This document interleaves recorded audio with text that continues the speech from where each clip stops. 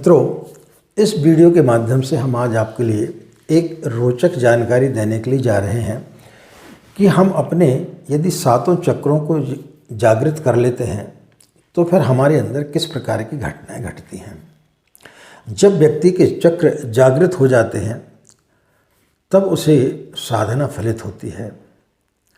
तो गायत्री मंत्र के द्वारा किस प्रकार से इन चक्रों को जागृत किया जाए, इसी संदर्भ में आज हम आपके लिए इस वीडियो के माध्यम से बताएंगे। राधे राधे, जय श्री कृष्णा, नमस्कार। मैं आचार्य पंडित गिरीश बारोलिया। गायत्री महामंत्र। ओम भूर्भुवः स्वाहा तत्सवितुर्वरेण्यं भर्गो देवस्य धीमहि धियो यो नः प्रचोदयात्। अखण्डमण्डलाकारं व्याप्तं येन चराचरं तत्पदं दर्शितं येन तस्मै श्रीगुरवे नमः। तस्मै श्रीगुरवे नमः। मित्रों, कभी आपने किसी बगीचे में जाकर के देखा क्या, या नहीं देखा है तो एक बार जाकर के आप देखना। उस बगीचे में एक ही प्रकार की मिट्टी है, एक ही प्रकार की हवाएं चल रही हैं, एक ही प्रकार का पानी दिया जा रहा है, रोशनी भी एक ही प्रकार की पड़ रही है, माली भी उसका एक ही है, आकाश भी एक ही है। लेकिन इसके पश्चात में उस बगीचे में एक गुलाब का फूल खिलता है, एक चमेली का फूल खिलता है, एक आम का वृक्ष रहता है तो वहीं एक नीम का रहता है, कोई जामुन का रहता है, कोई जाम का रहता है, कोई संतरे का रहता है।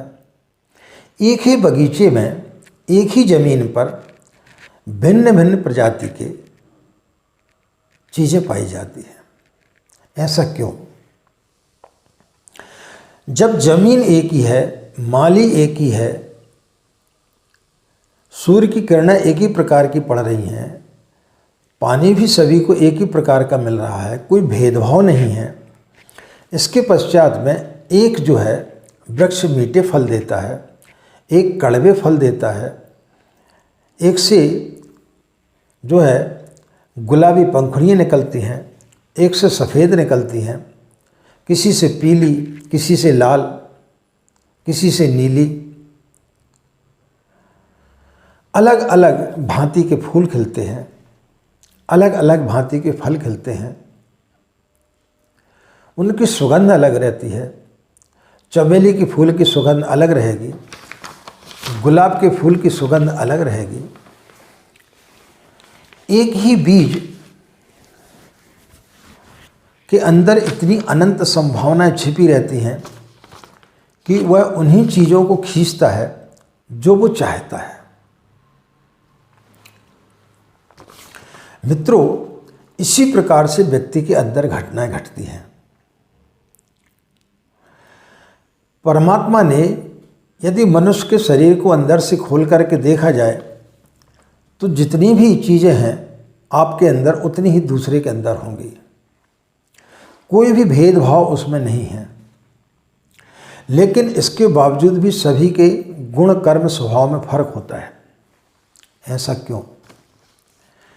क्योंकि जिस प्रकार से कि बीज उन्हीं चीज़ों को खींचता है जो वो चाहता है, इसी प्रकार से मनुष्य जो है अपने अंदर उन्हीं विचारों को खींचता है जैसा वो चाहता है।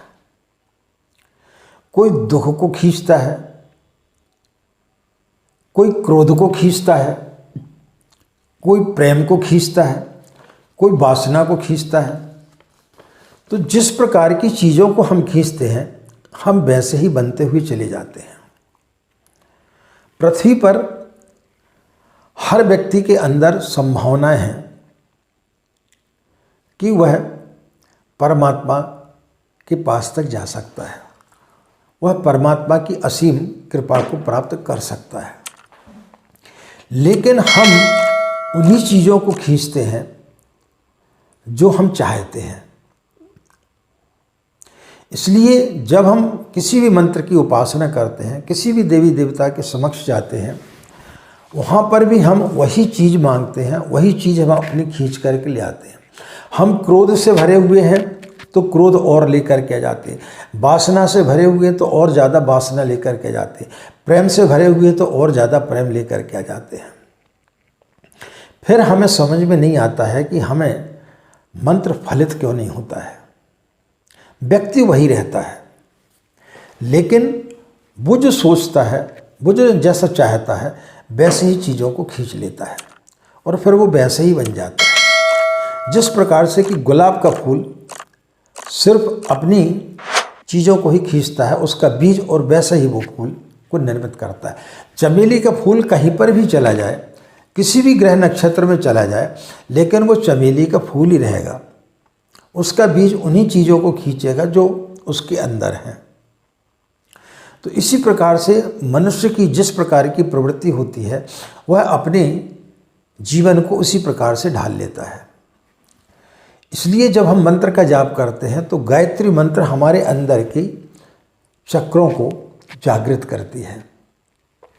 जैसे कि एक छोटा सा बच्चा है, उसके अंदर न लोभ है, न मोह है, न क्रोध है, न वासना है, लेकिन जैसे ही वो बड़ा होता है तो उसके अंदर की वासना की जो ग्रंथि है, वासना का जो चक्र है, वो जागृत हो जाता है।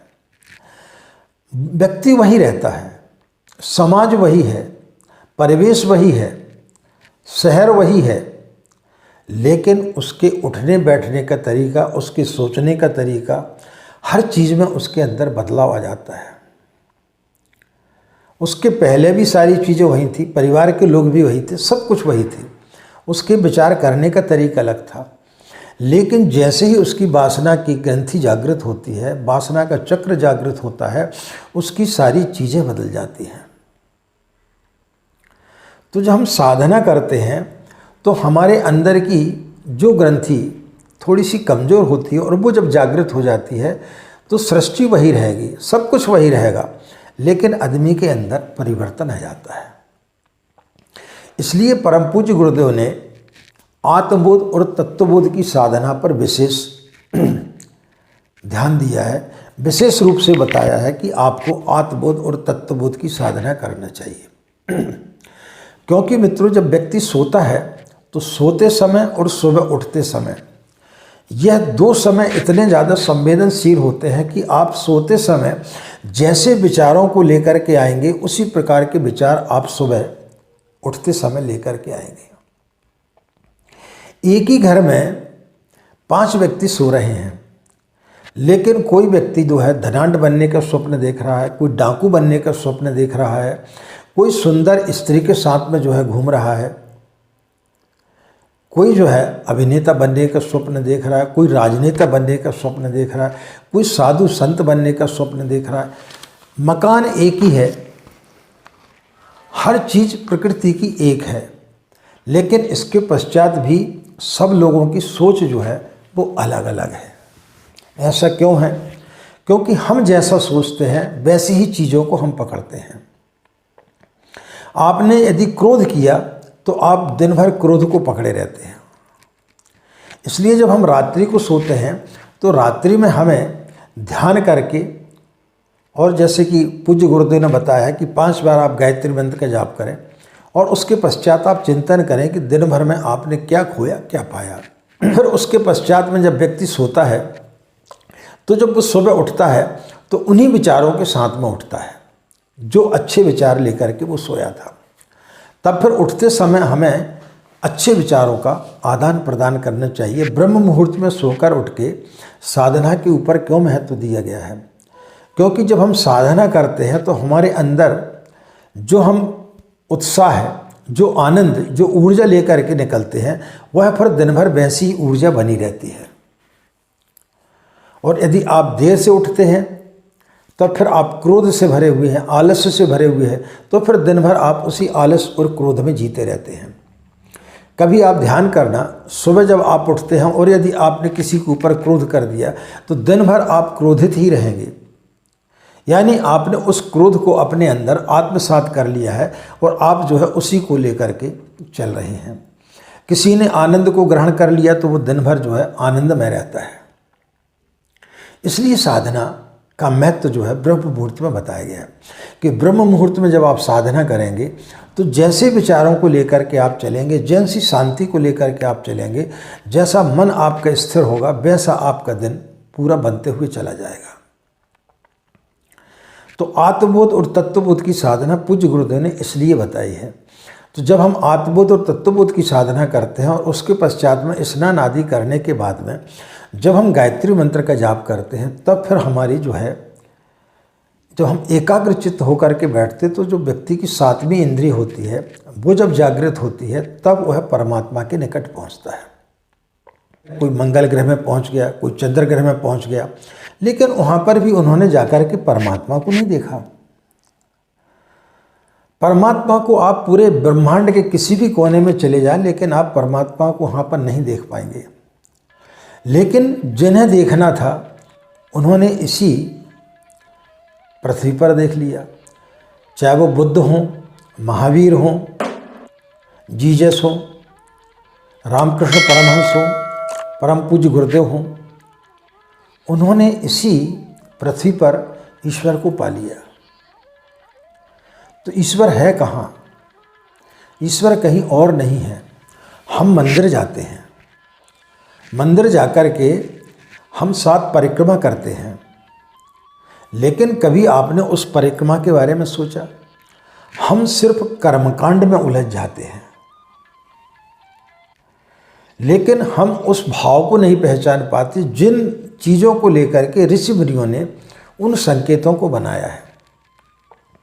मंदिर में ईश्वर जो है गर्भगृह में बैठता है, गुम्बज होती है और उसकी हम 7 परिक्रमा करते हैं। उसका आशय क्या है? गर्भगृह में बैठना यानी परमात्मा हमारे अंदर विराजमान है। गुम्बज यानी हमारा शरीर, हमारा मस्तिष्क। और जो हम 7 परिक्रमा करते हैं यानी हमारे 7 चक्र जागृत होते हैं। तो जब आप मंदिर में भगवान की परिक्रमा करते हैं तो उसका मतलब है कि आपके 7 चक्र जागृत होना चाहिए। लेकिन हम सिर्फ जो है चिन्ह मात्र वहाँ पर दर्शन करके आ जाते हैं और हम सोचते हैं कि हमने बड़े बड़े मंदिरों के दर्शन कर लिए, बड़े बड़े तीर्थ स्थलों के दर्शन कर लिए। अकेले दर्शन मात्र से कुछ नहीं होता है। आप पूजा करते हैं, बहुत सारी सामग्री चढ़ा देते हैं, बहुत अच्छे से आप कर्मकांड करते हैं, लेकिन आप ईश्वर के पास तक नहीं पहुंच पाते। उसका कारण सिर्फ यही है कि आप जो है बाहर की दुनिया की चीज़ों में उलझे हुए हैं। हमारे ऋषि मुनियों ने सिर्फ चिन्ह मात्र मंदिर बनाए थे, इसलिए बनाए थे कि मंदिर कहीं बाहर नहीं, मंदिर आपके अंदर है। और आपके अंदर की जो 7 चक्र हैं, 7 ग्रंथियाँ हैं, उन्हें यदि आप जागृत कर लेंगे, जिस दिन आपकी क्रोध की ग्रंथि जागृत हो जाएगी तो आपको लगेगा कि हम क्रोध क्यों कर रहे हैं। प्रेम की जो है चक्र जागृत हो जाए, वासनाओं का चक्र जागृत हो जाए, और इन चक्रों पर जब आप कंट्रोल कर लेते हैं तब फिर आपका जो 7वां चक्र जागृत होता है, तब फिर आप परमात्मा को अपने अंदर विराजमान कर पाते हैं। तो यह जो है यदि आप ऐसे छोड़ देते हैं तो कई जन्म आप लेते रहेंगे और कई जन्मों के बाद में शुद्ध होते होते फिर कहीं आपके चक्र जागृत हो सकते हैं। लेकिन जो व्यक्ति गायत्री की साधना करता है, तो जब हम गायत्री की साधना करते हैं तो माँ गायत्री हमें उस 7वें चक्र तक ले जाती, आज्ञा चक्र से लेकर के फिर वो जो हमें ब्रह्म चक्र तक ले जाती है। और जब हमारा 7वां चक्र जागृत हो जाता है तब फिर हमें इस दुनिया में किसी प्रकार का कोई भी न लोभ रहता है, न मोह रहता है, न क्रोध रहता है, और हम उस परम शांति को प्राप्त कर जाते हैं जिसको कभी भगवान कृष्ण ने की, भगवान राम ने की, या बुद्ध ने की, महावीर ने की, जीसस ने की, रामकृष्ण परमहंस ने की, या पूज्य गुरुदेव ने की। आप पूज्य गुरुदेव का जीवन देखें, उन्होंने अपने जीवन में अपने आप को गायत्री में बना लिया। उन्होंने अपने शरीर को त्यागने का दिन भी गायत्री जयंती का दिन ही चुना। जिस दिन गायत्री का अवतरण हुआ उसी दिन को उन्होंने अपने शरीर को त्यागने का दिन बनाया। तो ये कब संभव हो सका? जब व्यक्ति अपनी 7वीं ग्रंथि को यानी 7वें चक्र को जागृत कर लेता है, तब फिर वो अपने अंदर 24 घंटे जो है वो परमात्मा को विराजमान पाता है। मंदिर जाने से, माला जपने से कोई परमात्मा आपके पास में खुश नहीं होता है। मंदिर जाने से सिर्फ आप जो है बाहरी आवरण ओढ़ करके जाते हैं, आपको लगता है कि आप मंदिर चले गए, लेकिन मंदिर जब आप जाते तो आपको बार बार मंदिर जाना पड़ता है। लेकिन जिस दिन व्यक्ति ने अपने अंदर के मंदिर में को जागृत कर लिया, अपने मंदिर के में आप अपने परमात्मा को विराजमान कर लिया, उस गर्भगृह में हमने उस परमात्मा को बिठा दिया, तो जो 7 परिक्रमा करने का मतलब है, यानी 7 ग्रंथियाँ फिर व्यक्ति की जागृत हो जाती हैं। लेकिन हम उल्टा काम करते हैं, हम आँखों से जो है संगीत सुनना चाहते हैं, कानों से जो है हम प्रकाश देखना चाहते हैं। ये कैसे संभव हो सकता है? आँख से कभी भी संगीत नहीं सुना जा सकता, आँख से कभी भी कोई भी ध्वनि सुनाई नहीं पड़ सकती। आँख से सिर्फ आप जो है प्रकाश देख सकते हैं, कान से कभी प्रकाश नहीं देखा जा सकता। तो हम हमेशा उल्टे कार्य करते हैं। इस कारण से एक ही परिवेश में रहते हुए कोई व्यक्ति जो है डाकू बन जाता है, कोई व्यक्ति सन्यासी बन जाता है, कोई व्यक्ति राजनेता बन जाता है, कोई व्यक्ति डॉक्टर बन जाता है, कोई व्यक्ति इंजीनियर बन जाता है। एक ही मकान में रहने वाले व्यक्ति, एक ही संस्कार में सब लोग जिए, एक ही माता पिता की संतान अलग अलग तरीके से जो है अपने कर्म करती है। क्यों करती है? क्योंकि हमारा बीज जो है उन्हीं चीज़ों को खींचता है जो वो खींचना चाहता है। गुलाब का बीज उन्हीं चीज़ों को खींचता है, उसी रंग को खींचता है। चमेली का फूल उसी रंग को खींचता है। इनको आप कहीं भी विश्व के किसी भी कोने में ले जाएं, लेकिन गुलाब का फूल जो है वो लाल ही रहेगा, चमेली का फूल सफ़ेद ही रहेगा। चमेली का फूल कभी लाल नहीं हो सकता है, कहीं गुलाबी नहीं हो सकता है। तो मित्रों, अपने अंदर के चक्रों को गायत्री मंत्र की साधना से उन्हें जागृत करें और फिर अपने अंदर के बैठे परमात्मा को दर्शन कर सकें, अपने अंदर बैठे हुई माँ गायत्री के आप साक्षात्कार कर सकें, तो निश्चित रूप से आपका जीवन धन्य हो जाएगा। तो आत्मबोध तत्वबोध की साधना हमने वीडियो डाला हुआ है, उसको आप सुनें और उस आधार पर आप साधना करें। और उस आधार पर जिस दिन आप अपनी ज़िंदगी को जीना चालू कर देंगे और उस तरीके से आप यदि मंत्र का जाप करेंगे, तो दिन भर जैसा आपका मन रहेगा वैसे ही चीज़ों को आप खींचते हुए चले जाएंगे। दिन भर क्रोध में रहेंगे तो क्रोध ही खींचेंगे, दिन भर वासना में रहेंगे तो दिन भर आपके अंदर वासना ही घेरे रहेगी। दिन भर यदि आप सुबह उठते ही साथ यदि आप दुखी हैं तो दिन भर आप दुखी ही रहेंगे। तो परमात्मा ने जितने भी सुख के क्षण आपको दिए उन सब से आप वंचित रह जाएंगे। तो इन सूत्रों को यदि आप अपनाएंगे तो निश्चित रूप से जब आपके 7 चक्र जागृत होंगे तो निश्चित रूप से आप उस स्थिति पर पहुंच सकते हैं जहां कभी बुद्ध पहुंचे, कभी महावीर पहुंचे, कभी जीसस पहुंचे, कभी रामकृष्ण परमहंस पहुंचे, पूज्य गुरुदेव पहुंचे। तो जब वो पहुंच सकते हैं, इतने सारे लोग, इतने सारे ऋषि मुनि होंगे, तो वो पहुंच सकते हैं तो हम क्यों नहीं पहुंच सकते? हम भी पहुंच सकते हैं। प्रयास करें, निश्चित रूप से आपको सफलता मिलेगी। आशा मित्रों, यह जानकारी आपके लिए काफ़ी लाभप्रद होगी। इन्हीं कामनाओं के साथ में कि आपका दिन मंगलमय हो, आप लोग खुश रहें, मस्त रहें। माँ गायत्री की असीम कृपा इसी प्रकार आप लोग पर बनी रहे। आज की बात समाप्त। हमें आज्ञा दें। नमस्कार। ओम शांति।